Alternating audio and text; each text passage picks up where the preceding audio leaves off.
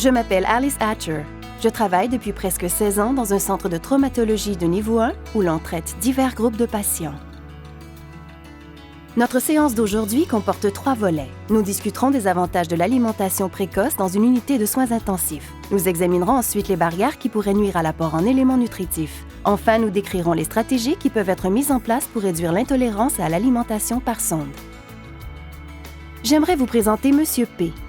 Un homme de 48 ans arrivé à l'urgence à la suite d'un accident de la route chez qui on a posé un diagnostic de traumatisme thoracique contondant et de fractures multiples. Il a été intubé et mis sous sédatif pendant le trajet vers l'hôpital. L'urgence l'a transféré à l'unité des soins intensifs dans un état critique. Pendant la phase de nettoyage et d'évaluation, nous avons concentré nos efforts sur les blessures physiques de M. P. Nous avons installé des perfusions, commencé à administrer des médicaments pour maîtriser la tension artérielle et la douleur et poursuivi la sédation pendant la ventilation. Cependant, nous avons négligé de vérifier l'état nutritionnel du patient. Peut-être M. P présentait-il des carences nutritionnelles ou avait besoin d'une intervention nutritionnelle d'urgence. Avant de corriger l'état nutritionnel de M. P, nous devons rétablir complètement son volume circulatoire et nous assurer que son tractus gastro-intestinal est capable de recevoir une alimentation entérale. Il y a présence de borborygme. L'état de M. P est stable grâce au vasopresseur. Il est donc prêt pour l'alimentation entérale. Le fait de ne rien administrer par voie orale peut avoir une incidence importante sur la capacité à combattre les infections. Le tractus gastro-intestinal est le plus grand organe immunitaire du corps humain. Il contient de 70 à 80 % de tous les tissus immunitaires de l'organisme. Ces tissus constituent une barrière contre les micro-organismes et les toxines. L'alimentation précoce fournit non seulement les éléments nutritifs nécessaires, mais protège et facilite aussi la réponse immunitaire. Comparativement à d'autres formes d'alimentation, comme l'alimentation parentérale, l'alimentation entérale est moins effractive, moins coûteuse et bien plus facile à gérer du point de vue des liquides et des électrolytes. Il y a plusieurs raisons pour lesquelles une alimentation entérale précoce est bénéfique pour un patient de l'USI. Elle assure le maintien de la barrière intestinale et de la fonction immunitaire. Elle procure de l'énergie et des protéines pour préserver la masse maigre et soutenir les exigences métaboliques en cas de maladie grave. L'alimentation entérale précoce est associée à une réduction de l'incidence des infections et diminue le nombre de jours sous ventilation artificielle ainsi que la durée du séjour à l'USI. De plus, elle réduit considérablement le taux de mortalité. Les problèmes qui pourraient retarder l'alimentation entérale ou nuire à son efficacité comprennent l'instabilité hémodynamique, une obstruction mécanique ou des problèmes liés à la sonde comme un engorgement, une mauvaise position ou un retrait accidentel. L'intolérance demeure cependant le principal obstacle à l'efficacité de l'alimentation entérale précoce. L'intolérance à l'alimentation se manifeste par un ou plusieurs des signes suivants: volume gastrique résiduel élevé, volume abdominal accru ou distension abdominale, vomissements, malaise subjectif et diarrhée. À l'USI, de 30 à 60 % des patients présentent une intolérance, ce qui représente le tiers des arrêts de l'alimentation entérale. Le taux d'intolérance le plus élevé est observé chez les patients atteints de maladies cardiovasculaires, de troubles gastro-intestinaux et d'infections. Nous voulons prévenir l'intolérance en réduisant la contamination. Le lavage des mains est un élément d'hygiène fondamental lors des soins aux patients. Les gants doivent être changés fréquemment. Il faut changer de gants après la vérification du volume gastrique résiduel pour éviter le transfert de bactéries quand nous rebranchons la sonde d'alimentation. Il est essentiel de bien mettre et enlever l'équipement de protection individuelle pour éviter le transfert de micro-organismes à l'infirmière ou aux autres patients. Le fait de nettoyer les endroits fréquemment touchés dans l'environnement de travail avant de commencer à administrer les soins aux patients réduira la charge bactérienne sur les moniteurs, les pompes et les côtés de lit. Réduire la contamination de la sonde d'alimentation par les mesures suivantes. Nettoyer le raccord de la sonde avec des tampons à l'alcool avant chaque branchement, car le raccord pourrait être colonisé par des bactéries. Ne pas conserver ni réutiliser les seringues, car elles constituent un excellent milieu de croissance pour les micro-organismes. Garder le site d'insertion de la sonde propre et sec. La position du patient est un élément important pour assurer l'efficacité de l'alimentation. Les voies respiratoires supérieures et le tractus intestinal supérieur des patients sont souvent colonisés par des bactéries de la flore intestinale. Des soins buccaux avec chlorhexidine 2 fois par jour peuvent grandement diminuer la charge bactérienne associée à la régurgitation. En général, les protocoles recommandent d'élever la tête du lit à un angle de 30 à 45 degrés. Certains patients ne pourront pas tolérer cette position. Dans ce cas, mieux vaut les mettre en position de Trendelenburg inversée. La position de la sonde peut également nuire à la tolérance. Si la vidange gastrique est lente, une alimentation dans l'intestin grêle peut être indiquée. En revanche, si l'intestin du patient est raccourci, l'alimentation gastrique peut être indiquée pour maximiser l'absorption.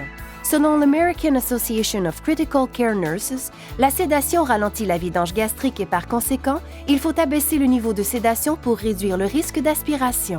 Les médicaments contenant des ingrédients comme le sorbitol peuvent aussi contribuer à la diarrhée et à l'intolérance. L'eau stérile est recommandée chez les patients immunodéprimés et les enfants.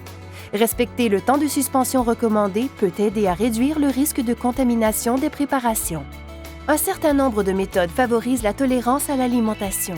Au cours de leur séjour à l'unité de soins intensifs, environ le tiers des patients recevront un prokinétique pour stimuler la motilité gastrique. La mise en place d'une sonde d'alimentation dans l'intestin grêle sert également à contourner l'estomac, ce qui permet d'augmenter la quantité de préparation administrée. Les protocoles, tels que le PEPOP, prévoient de nombreuses tactiques sécuritaires pour aider à prévenir les problèmes d'intolérance dès le départ. Les éléments du protocole PEPOP comprennent l'utilisation de prokinétiques, l'alimentation fondée sur le volume et l'administration de préparations semi-élémentaires. Certaines caractéristiques de préparation, comme le pourcentage de peptides, la source de protéines et le mélange de lipides, peuvent avoir une incidence sur la tolérance. Le choix de la préparation est important pour favoriser la tolérance.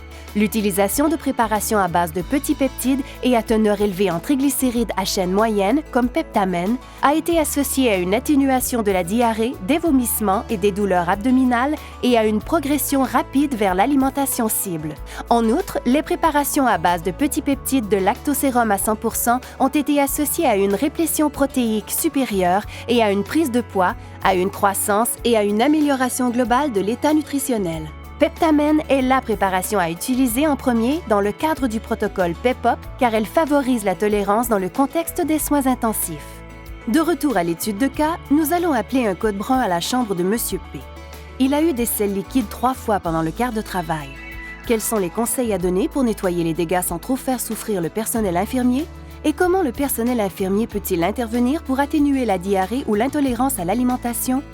Le personnel infirmier de l'USI est exposé à des arômes rares, exotiques et capiteux. Vous êtes une vraie infirmière ou un vrai infirmier en soins intensifs si vous pouvez poser un diagnostic en vous laissant guider par votre odorat.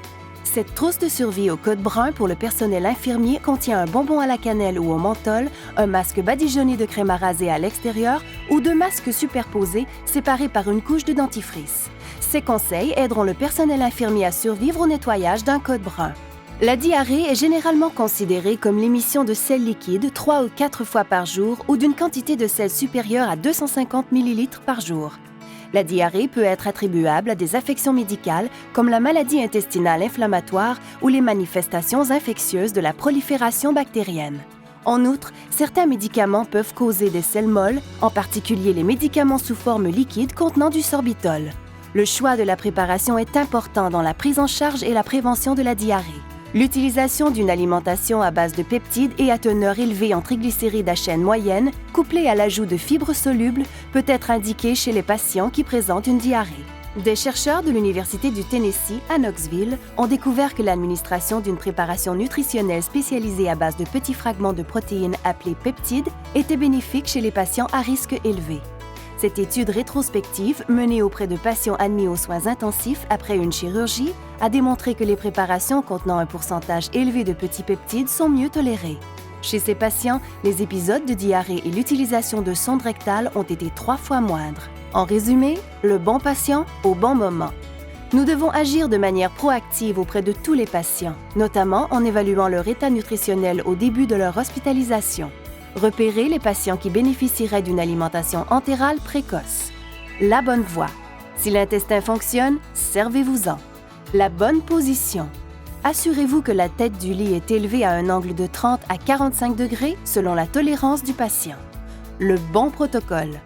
Encouragez la participation multidisciplinaire dans la mise en œuvre des protocoles d'alimentation par sonde dans votre unité de soins intensifs. La bonne préparation. Si la tolérance constitue un problème, utilisez une préparation nutritionnelle spécialisée appropriée. N'acceptez ni alimentation inadéquate ni intolérance à l'alimentation dans votre USI. Devenez un champion de l'alimentation en faisant la promotion de l'alimentation entérale précoce. Sachez reconnaître les signes et symptômes d'intolérance et prenez les mesures nécessaires. Partagez votre expertise avec les médecins et diététistes dans votre établissement afin d'améliorer les résultats chez vos patients.